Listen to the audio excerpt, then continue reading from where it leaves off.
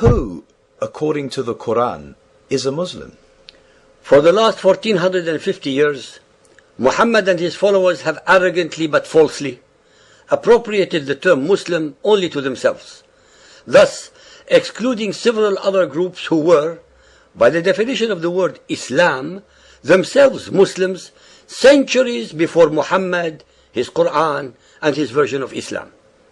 Let us explore the Arabic and Islamic reports themselves to prove the above statement.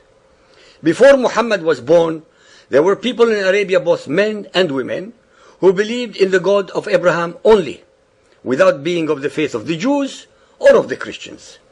They were called Hanifs in Arabic. The most illustrious Hanif was actually Khadija, the first wife of Muhammad. She was a Hanifiyya, that is, one who believed only in the God of Abraham, although I would like to add that her uncle Waraqah bin Nawfal was a Christian.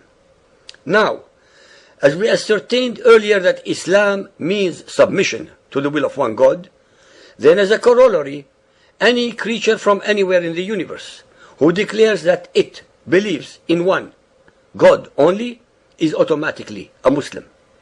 Let us now look at the Quranic verses themselves. In Surah Al-Baqarah, that is chapter of the cow or heifer, verses 126 to 137, they say in the Arabic of the Quran that Abraham was a Muslim, Ishmael was a Muslim, Isaac was a Muslim, Jacob was a Muslim, Al-Asbat, that is the tribes of Israel, were Muslimun.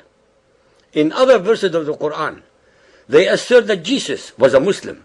Miriam or Mary, the mother of Jesus, was a Muslimah. And the disciples of Jesus were also Muslimun. Further Quranic verses also assert that Moses, Aaron, Adam, Job, King Solomon, King David, Yahya, who is John the Baptist, etc., were all Muslims. One does not need a PhD degree to conclude that, since all the biblical characters mentioned above existed on the world scene between 2,500 to 640 years before Muhammad's alleged revelations, then it means that they were all believers in the one and only God, which of course they all were.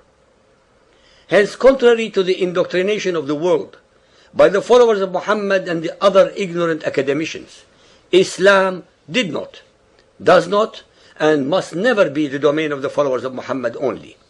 In fact, in a nutshell, all the Israelites and Jews that have ever lived, all the Jews of the present time, and all the Jews in the future were, are, and forever will be Muslims, that is, believers in the one and only God of Israel.